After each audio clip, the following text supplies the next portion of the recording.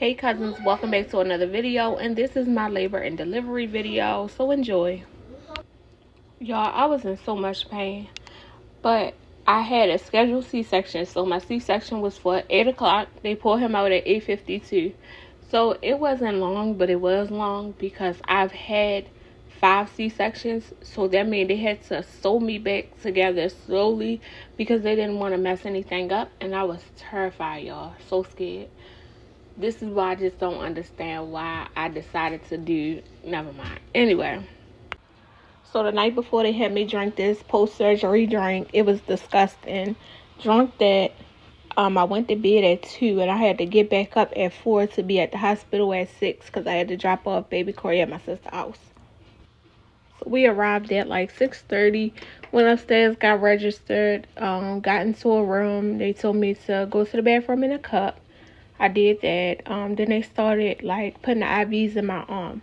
Now, I had a lot of fluid in my body because I had preeclampsia. So they was like they wanted to be more safe than sorry because they didn't want anything to go left while they were doing the C-section. So any other time it would be one IV. But this time they put 2 IVs in my arm, one on the right side, one on the left side. So when 8 o'clock hit, they wanted me to be wheeled back there, but I was like, no, baby, I will walk. It's no problem.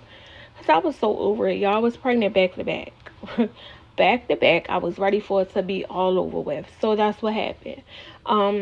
They pulled him out at 8:52, so it did not take a very long time for them to pull him out. But, of course, it took them a very long time to close me back up because, like I said, they were being very cautious. So after a C-section, you have to go into a recovery room for about an hour so they can watch you, make sure that everything is going okay or whatever the case may be. With me, I had a lot of blood coming out, so they were worried. So they put some medicine in my behinds, y'all. I know that sounds real freaky, I'm sorry, but that's what they had to do to stop the blood from coming out so much. So once that stopped, they let me go to my room, and I could finally see my baby and hold my baby because I had just got a quick glimpse of him. But that was it. So as soon as we get in the room, my sister calls and tells Corey, like, hey, you gotta come get baby Corey because he's not stopped crying since y'all left him at 5 a.m. By this time, it's about 11, 12, and he still was crying from 5 a.m. So he left to go get baby Corey, and so that means I was in the hospital by myself. But I was prepared for that. When you have a lot of children, you got to prepare yourself for these times. This was my first time ever being in the hospital by myself, but I was okay. I was good. So by the second day, I was already up walking, y'all, because the sooner the better. They told me if I could get up immediately, right after, I could be able to go home maybe the next day. So that's what I did.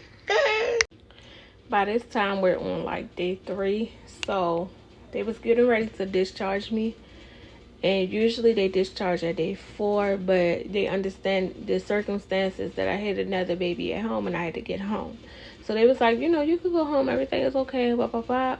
As soon as we get ready to get discharged, the nurse comes in and says that Kari has jaundice and that I had extra fluid in my legs and everywhere in my body. So I was swelled up really bad, so I couldn't go anywhere. I was so hurt, y'all. I was so hurt because we had gotten so happy, and then just for them to come tear my little joy down, I was so hurt. So once they put me on some blood pressure medicine and stuff like that, the fluid kind of slowed down, went down a lot. Kari was fine, and then we were able to go home, I think, on the 5th day.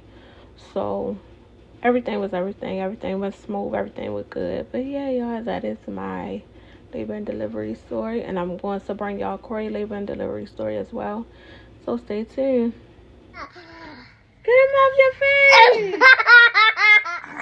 They all on your face, man. Get him